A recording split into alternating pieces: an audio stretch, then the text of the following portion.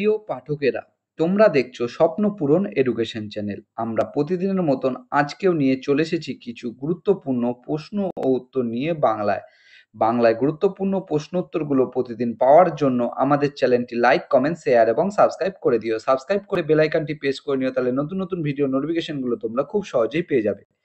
নতুন যারা আমাদের চ্যানেলে প্রশ্ন উত্তরের ভিডিওগুলো দেখছো তারা অবশ্যই লাইক, কমেন্ট, শেয়ার এবং সাবস্ক্রাইব করতে ভুলো না। সাবস্ক্রাইব করে বেল আইকনটি প্রেস করে নিও এবং তোমরা তোমাদের বন্ধু বান্ধবের মধ্যে আমাদের এই চ্যানেলের ভিডিওগুলো শেয়ার করে দিও, যাতে তারাও আপকামিং পরীক্ষায় প্রশ্ন উত্তরগুলো পেয়ে উপকৃত হতে পারে।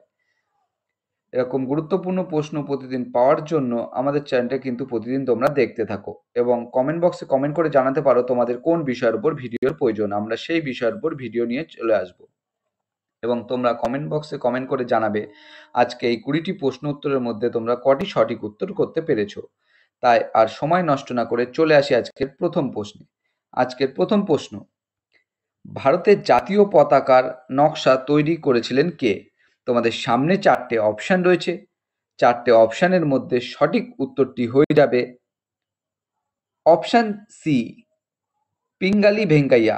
ভারতের জাতীয় পতাকার নকশা তৈরি করেছিলেন পিঙ্গালি ভেঙ্কাইয়া।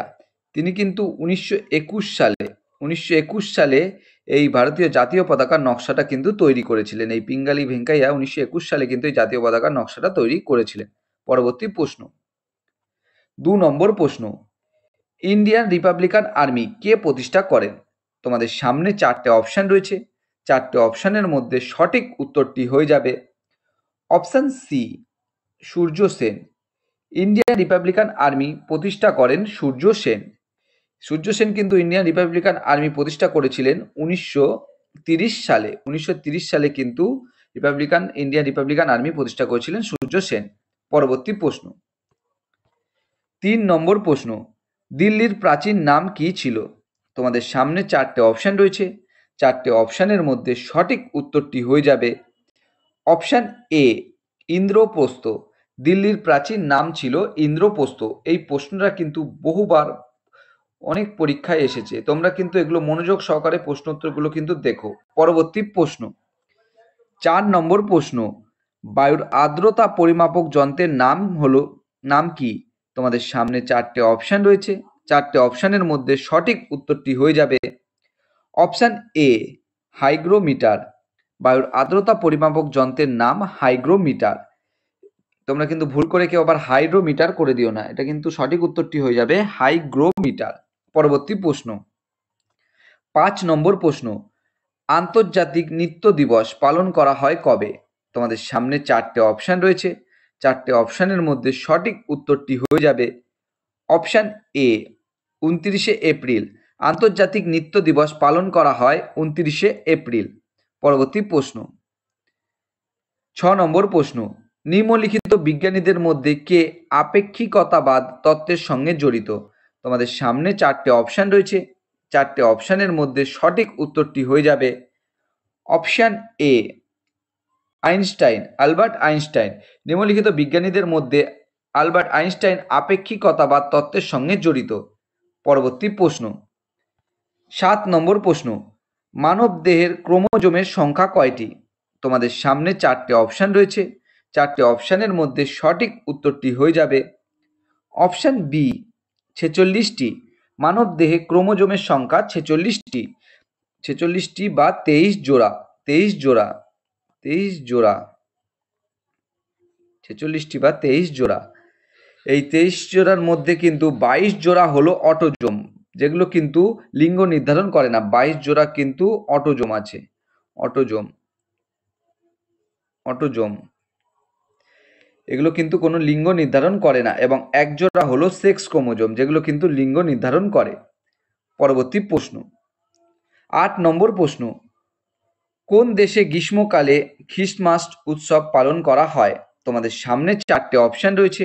চারটে অপশানের মধ্যে সঠিক উত্তরটি হয়ে যাবে অপশান এ, অস্ট্রেলিয়া। অস্ট্রেলিয়া দেশে গ্রীষ্মকালে খ্রিস্টমাস উৎসব পালন করা হয়। পরবর্তী প্রশ্ন, 9 নম্বর প্রশ্ন, ইলোরা গুহা কোন রাজ্যে অবস্থিত? তোমাদের সামনে চারটে অপশান রয়েছে। চারটে অপশানের মধ্যে সঠিক উত্তরটি হয়ে যাবে অপশান সি, মহারাষ্ট্র। ইলোরা গুহা মহারাষ্ট্র রাজ্যে অবস্থিত। এটি কিন্তু মহারাষ্ট্র রাজ্যের ঔরঙ্গাবাদ জেলায় অবস্থিত। পরবর্তী প্রশ্ন 10 নম্বর প্রশ্ন, মহেঞ্জোদারো ধ্বংসাবশেষ কে আবিষ্কার করেন? তোমাদের সামনে 4টে অপশান রয়েছে, 4টে অপশানের মধ্যে সঠিক উত্তরটি হয়ে যাবে অপশান এ রাখালদাস ব্যানার্জি বা বন্দ্যোপাধ্যায়। মহেঞ্জোদারো ধ্বংসাবশেষ আবিষ্কার করেন রাখালদাস ব্যানার্জি বা বন্দ্যোপাধ্যায়। ইনি কিন্তু 1922 সালে এই মহেঞ্জোদারো ধ্বংসাবশেষ আবিষ্কার করেছিলেন, 1922 সালে। পরবর্তী প্রশ্ন 11 নম্বর প্রশ্ন, সর্বশেষ গঠিত ভারতীয় রাজ্যটির নাম কি? তোমাদের সামনে 4টে অপশান রয়েছে, 4টে অপশানের মধ্যে সঠিক উত্তরটি হয়ে যাবে অপশান এ তেলেঙ্গানা। সর্বশেষ গঠিত ভারতীয় রাজ্যটির নাম তেলেঙ্গানা। এটি কিন্তু 2014 সালের 2 জুন কিন্তু তৈরি হয়েছিল। 2014 সালে 2 জুন কিন্তু সর্বশেষ গঠিত ভারতীয় রাজ্যটি তেলেঙ্গানা গঠিত হয়েছিল। পরবর্তী প্রশ্ন 12 নম্বর প্রশ্ন, আলফ্রেড নোবেল নিচের কোনটি উদ্ভাবন করেছিলেন? তোমাদের সামনে 4টে অপশান রয়েছে, 4টে অপশানের মধ্যে সঠিক উত্তরটি হয়ে যাবে option A dynamite. Alfred Nobel dynamite উদ্ভাবন করেছিলেন। এই ডিনামাইট কিন্তু আলফ্রেড নোবেল 1867 সালে কিন্তু উদ্ভাবন করেছিলেন। আলফ্রেড নোবেল এই ডিনামাইটটি 1867 সালে উদ্ভাবন করেছিলেন।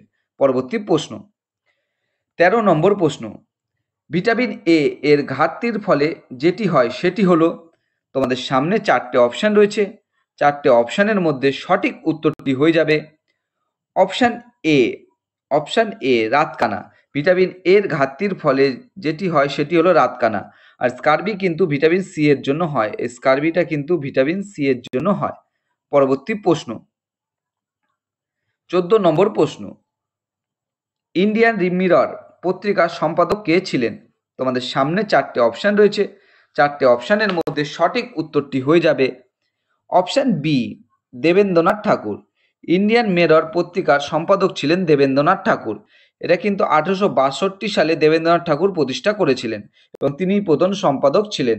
পরবর্তীকালে কিন্তু কেশবচন্দ্র সেনের সম্পাদনায় এটি কিন্তু দৈনিক সংবাদপত্রে প্রকাশিত হয়েছিল। ইন্ডিয়ান মিরর পত্রিকাটি 1862 সালে দেবেন্দ্রনাথ ঠাকুর প্রতিষ্ঠা করেছিলেন এবং পরে কেশবচন্দ্র সেনের সম্পাদনায় দৈনিক সংবাদপত্রে প্রকাশিত হয়েছিল বা রূপান্তরিত হয়েছিল। পরবর্তী প্রশ্ন 15 নম্বর প্রশ্ন, মানুষের অক্ষিগোলকের স্তর কয়টি? তোমাদের সামনে 4টে অপশান রয়েছে, 4টে অপশানের মধ্যে সঠিক উত্তরটি হয়ে যাবে অপশান সি 3টি। মানুষের অক্ষিগোলকের স্তর 3টি। এই 3টি স্তর কিন্তু হয়ে যাবে স্ক্লেরা, ক্লোরয়েড এবং রেটিনা। এই 3টি কিন্তু মানুষের অক্ষিগোলকের স্তর। পরবর্তী প্রশ্ন 16 নম্বর প্রশ্ন, দ্বিতীয় পরশুরাম কাকে বলা হয়? তোমাদের সামনে 4টে অপশান রয়েছে, 4টে অপশানের মধ্যে সঠিক উত্তরটি হয়ে যাবে অপশান এ মহাপদ্মনন্দকে। দ্বিতীয় পরশুরাম বলা হয় মহাপদ্মনন্দকে। ইনি কিন্তু নন্দবংশের প্রতিষ্ঠাতা ছিলেন এবং মগধের কিন্তু শাসকও ছিলেন।